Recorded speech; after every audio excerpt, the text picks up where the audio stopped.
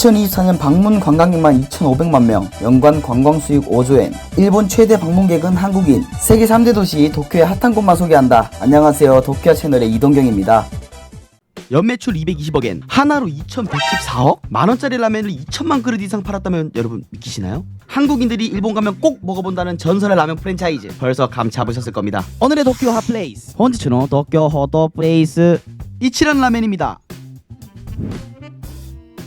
오늘은 도쿄아 채널답게 도쿄에서 가장 핫하다는 이치란 라멘 신주쿠점에 찾아가 보았습니다. 이 거리 핫한 거 봐. 밤문화로 유명한 신주쿠점답게 붉은 전광판이 입구에 딱 저를 끌어당겼습니다. 바로 들어가 볼게요. 스치레시마스. 이치란 라멘에 들어서자마자 제 눈에 보인 건 사람이 아닌 키오스크? AI보다는 아날로그를 고집하는 일본에서 키오스크가 있는 매장은 오늘 처음입니다. 로컬이 아닌 관광객 대상으로 하는 가게이다 보니 빠른 회전율과 효율성을 위해서 이러한 시스템을 도입한 것 같았어요. 그렇게 주문을 하려고 키오스크 앞에 섰는데 메뉴가 돈코츠 라멘 단 하나뿐이었습니다. 자신감이 혼돈이 스바라시데스. 그리고 나머지 눈에 보이는 메뉴들은 돈코츠 라멘에 들어가는 추가 재료들이었어요. 저는 돈코츠 라멘 5선이라고 구성된 세트 메뉴와 핫한 밤을 식혀줄 시원한 남아비로 한 잔 주문했습니다. 주문을 한 뒤 줄을 서서 순번을 기다리는데 메뉴판을 또 하나 주시더라고요. 알고 보니 이치란 라멘을 기호에 맞게 먹을 수 있도록 체크하는 체크리스트였습니다.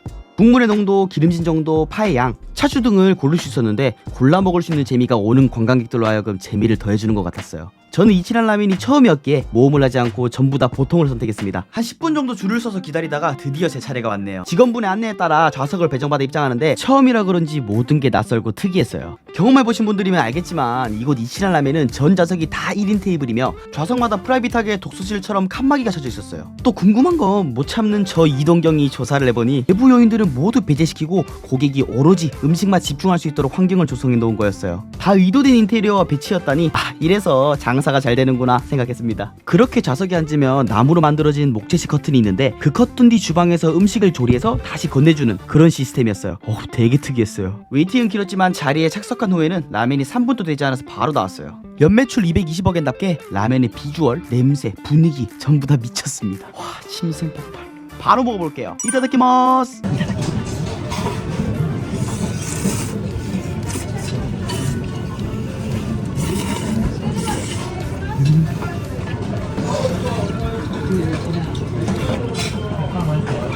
이치란 라멘의 맛을 먼저 표현하자면 일반적인 후추를 사용하지 않고 고추를 베이스로 한 붉은 버전의 양념장을 사용하고 돼지뼈를 우려내서 추출한 천연 돈코츠 스프를 사용한다고 합니다. 그걸 알고 먹어서 그런지 국물의 맛이 세월을 담고 있었어요. 약간 저보다 오래된 느낌? 고멘나사이. 그리고 차슈, 김, 모기버섯은 따로 접시에 담아주시는데 같이 곁들여 먹으니 오이시. 시그니처 반숙란도 함께 나오는데 곁들여 먹으면 극락하는 겁니다. 잠시만, 지금 그렇게 정신없이 푸파를 진행하고 테이블 옆을 보니 추가 메뉴를 선택할 수 있더라고요. 한국인은 라면에 밥 많아 먹어야 돼. 탄수화물 괴물인 저는 바로 밥 한 공기 추가했습니다. 그렇게 잠시 뒤 나온 밥을 국물에 말아서 마무리. 돈코츠 라면도 즐기고 돼지국밥도 즐기고 싶다면 이모 여기 공깃밥 추가요 꼭 하셔야 합니다. 맛 표현은 여기까지 하고 이치란 라멘의 인테리어와 가게 구조적 특징을 살펴보자면 앞서 말씀드린 것처럼 맛집중 테이블이 정말 흥미로웠습니다. 국내 독서실에서나 볼 수 있는 인테리어 구조를 라면집에서 보게 될 줄은 몰랐어요. 그리고 이치란 라멘의 브랜드 색상이 붉은색이라 그런지 모르겠는데 입구에서부터 소품들이 대부분 붉은색 장식들이었어요. 저도 모르게 세뇌가 되었달까? 라면에서 무언가 모를 강렬함을 받을 수 있었고 기억에 더 남았는 것 같습니다. 이건 일본 라면 가게들의 특징인데 유독 목재 인테리어와 목재 식탁을 사용한다는 것 같은 느낌을 받았어요. TMI 하나만 말씀드리자면 제가 옛날에 나루토를 엄청 좋아했는데 거기 나온 라면집의 분위기가 물씬 느껴져서 너무 좋았습니다. 다음으로 이치란 라면의 가격을 한번 알아보자면 저 이동경이 주문한 이치란 5선은 1620엔으로 약 14,800원이었습니다. 만약 난 토핑 그까이 거 다 필요 없고 라면만 주문해서 먹고 싶다 하시면 라면만 또 따로 주문이 가능하며 기본 가격은 980엔, 하나로 약 8,970원입니다. 사실 라면이 9,000원이라고 생각해보면 조금 비싼 감이 없지 않아 있지만 관광객 입장에서는 한 번쯤 발걸음해서 먹어볼 만하다고 생각합니다. 이곳의 분위기와 서비스, 라멘의 맛, 한국에서는 접해볼 수 없는 경험 등을 생각해봤을 때 전혀 아깝다라는 생각은 들지 않았습니다. 요시. 다음으로 이치란 라멘의 운영시간은 24시간 영업이었는데요. 단 오전 6시에서 9시는 브레이크 타임이라는 점 참고해주세요. 이렇게 저 이동경이 방문한 이치란 라멘은 일본 전역 어디를 가도 맛볼 수 있는 대형 프랜차이즈인데요. 특히나 제가 방문한 신주쿠점은 라멘집 중에서도 매출 1위를 기록할 만큼 높은 수익을 거두고 있는 매장이었습니다. 오래 살아남고 돈을 긁어 모으는 맛집들은 음식의 맛, 서비스, 인테리어 등 여러 가지 이유가 있겠지만 그 중에서도 저 이동경이 중요하게 생각하는 카테고리는 바로 맛집이 위치한 상권과 부동산적인 특징입니다.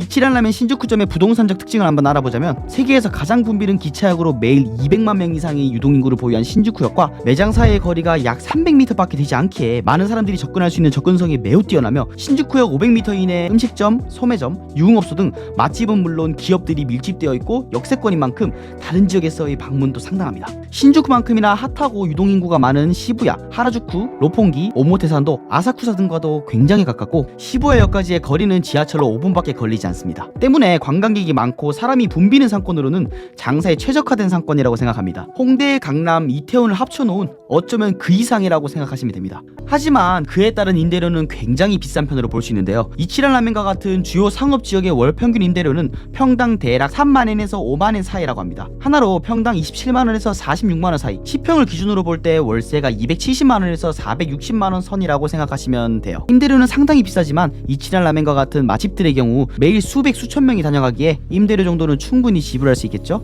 오늘 방문해본 이치란 라멘은 프랜차이즈답게 번화가 중에서도 번화가 위주로 유동인구가 많고 관광객이 많은 접근성이 탁월한 장소에 매장을 차린 걸 확인할 수 있었습니다. 이렇게 단 하나의 맛집이 아닌 거대한 프랜차이즈 기업으로 발돋움할 수 있었던 이치란 라멘의 성공 비결은 맛과 서비스, 인테리어, 획기적인 아이디어 등은 당연한 것이고 그걸 넘어서서 가게를 차릴 장소의 부동산적인 측면에 대한 철저한 상권 분석과 라멘을 누구에게 판매할 것인가에 초점을 맞췄기에 지금의 자리까지 갈 수 있지 않았나 라는 생각이 들었습니다. 일본 신주쿠점만 있는 게 아니니 일본에 방문하신 분들께서는 꼭 한 번쯤 경험해 보시길 바랍니다. 세월의 흔적이 담긴 돈코츠 라멘의 깊은 국물 맛과 일본 현지에서만 느낄 수 있는 분위기를 즐겨보셨으면 좋겠습니다. 오늘 영상이 여러분들에게 도움이 되셨다면 구독과 좋아요는 물론 알람 설정까지 부탁드리겠습니다. 지기노 에조 데 아이마쇼. 다음 영상에서 만나요.